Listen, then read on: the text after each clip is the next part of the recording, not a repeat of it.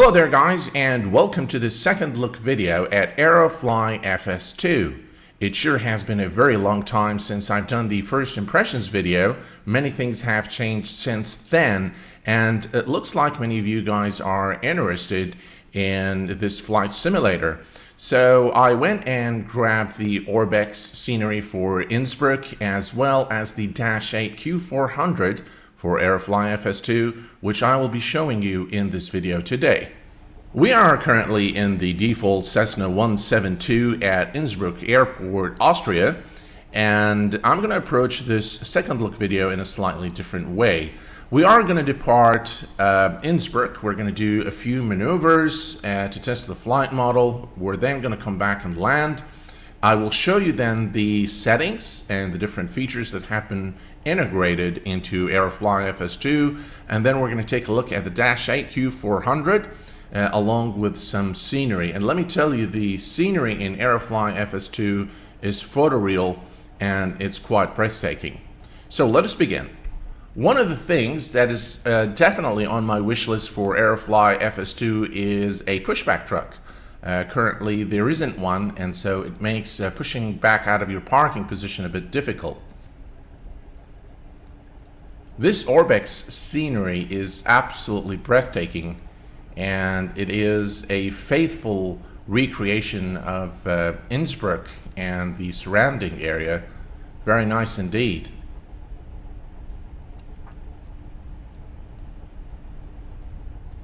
Okay, landing lights on.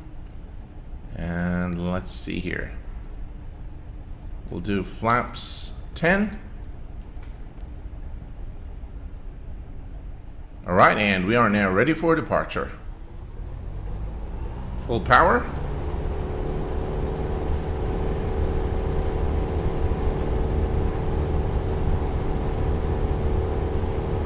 $60 knots and rotate.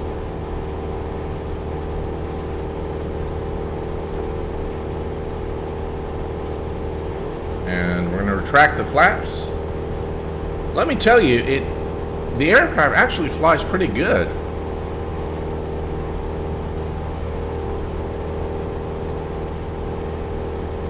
Breathtaking scenery of Innsbruck. And again guys, this is Orbx. In terms of the scenery, I think everyone would agree that Aerofly FS probably offers the best looking scenery in any flight simulator. Now you can achieve the same results with other flight simulators using third-party tools, and you can create photoreal scenery. But in Aerofly FS, this is out of the box. Of course, this particular region is Orbx, but no matter where you go in Aerofly FS, it's always photoreal, and we'll be taking a look at that later in the video. In terms of the weather, one of the shortcomings I think in Aerofly FS is the fact that it does not have real-time weather, but the representation of weather is actually pretty good. So those clouds look very convincing.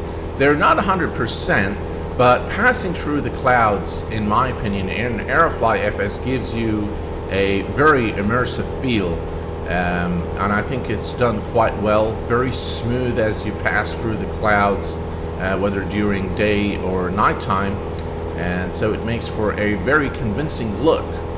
In terms of the aircraft itself, I think it flies pretty good. So let's go ahead and make a few turns here, and let me do actually a right rudder, very fluid, left rudder, again very fluid. You know what, let's go ahead and do a stall and see if stalls are simulated. So let's ease off the power.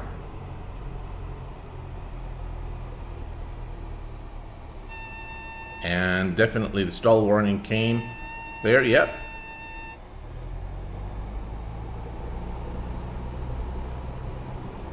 Alright, what I'm going to do now is I'm going to change the visibility to 100% so that you guys can see the scene. But this is a very convincing scene, by the way. In terms of how it looks, I think it looks absolutely breathtaking. So let me go ahead and change the visibility, and then we're going to head back to Innsbruck and land.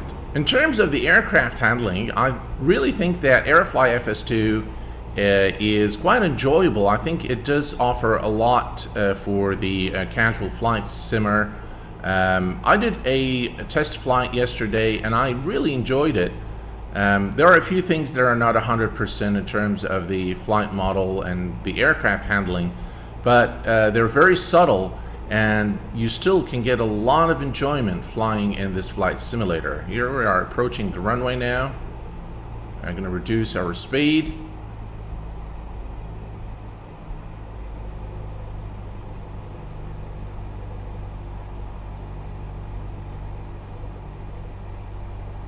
Again, very crisp textures. The scene looks very convincing.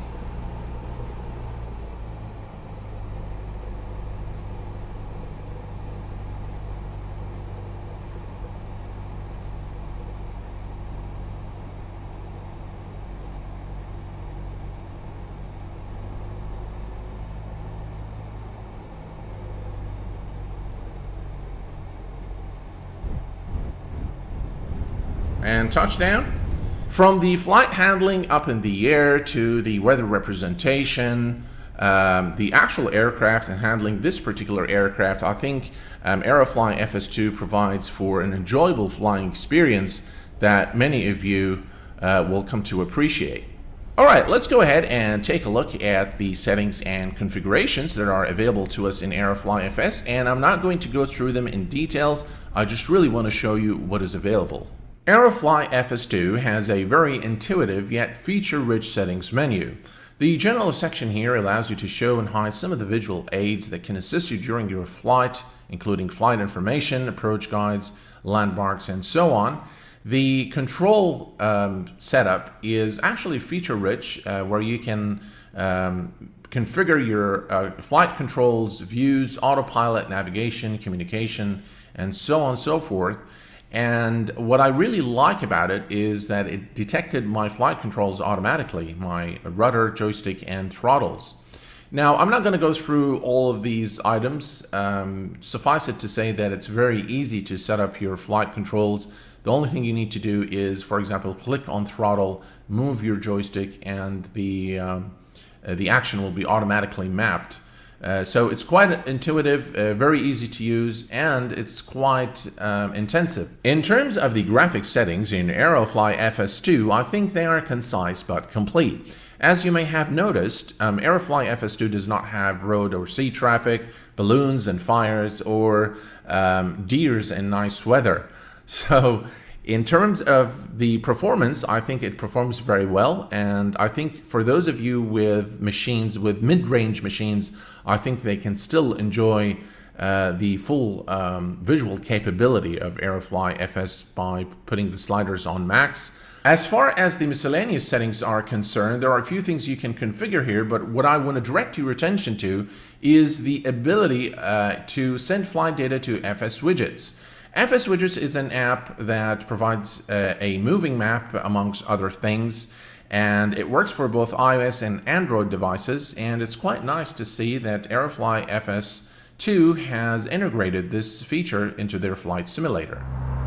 We are currently situated at McCarran International Airport, Las Vegas, Nevada, and this is the Dash-8 Q400 for Aerofly FS2. Now folks, don't expect this aircraft to offer the same study level and fidelity that the Dash-8 offers in P3D or FSX for that matter.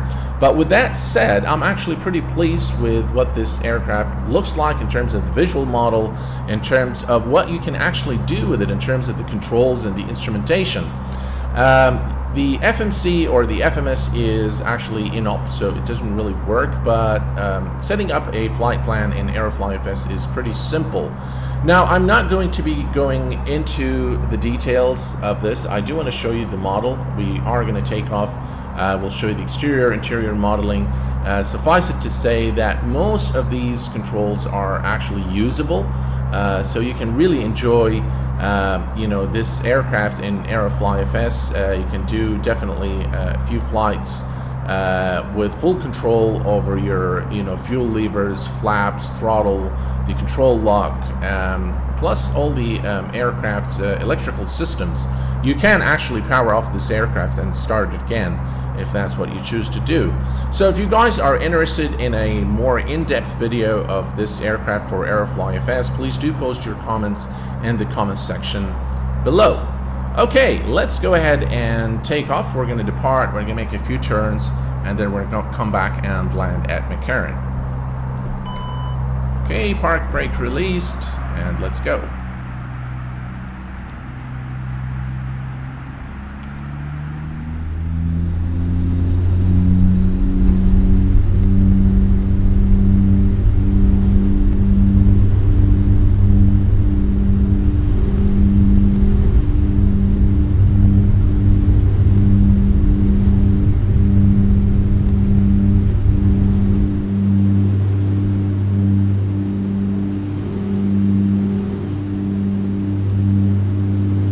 Gears going up, and here's beautiful Las Vegas.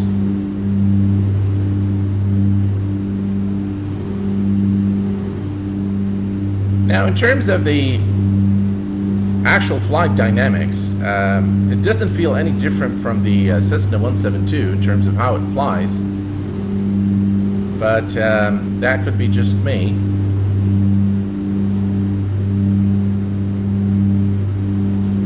Sounds are nice, it flies nice, I'll give it that. As you can see, the visual model is done to an acceptable standard. This pretty much looks like the Dash-8 Q400, and the scenery here in the state of Nevada is absolutely breathtaking.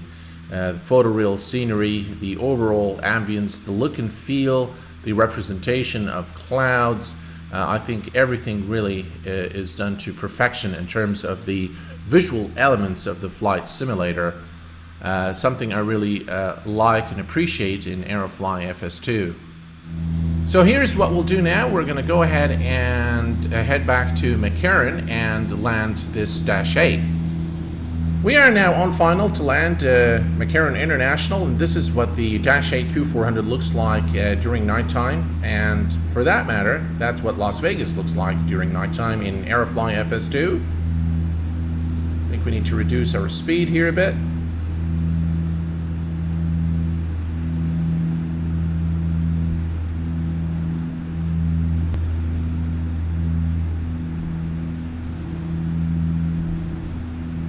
$50, $40, $30, $20, $10.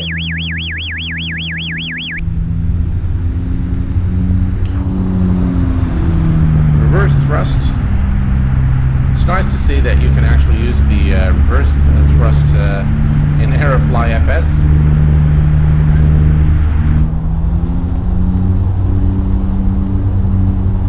We just departed Sedona Airport in the state of Arizona, and I really wanted to show you guys the beauty of the scenery in Aerofly FS2. There is definitely a lot to explore in this flight simulator, and no matter where you fly, you can expect some breathtaking scenery, a very realistic environment to fly in.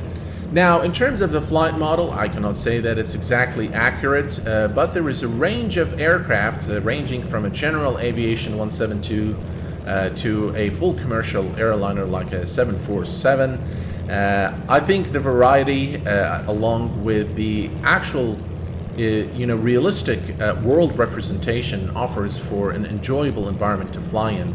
And during the course of the past 2 days, I've been doing some test flights in order to prepare for this video, and let me tell you, I really enjoyed flying in the Aerofly FS2 world. I think it offers something for the less serious flight simmer, in my opinion. So those are my concluding remarks. I hope that you have enjoyed this video as much as I enjoyed making it for you. If you have any questions, please do post them in the comment section below, and until next time, please take care of yourselves and each other. I will see you all very soon. Thanks for watching, guys, and bye-bye for now.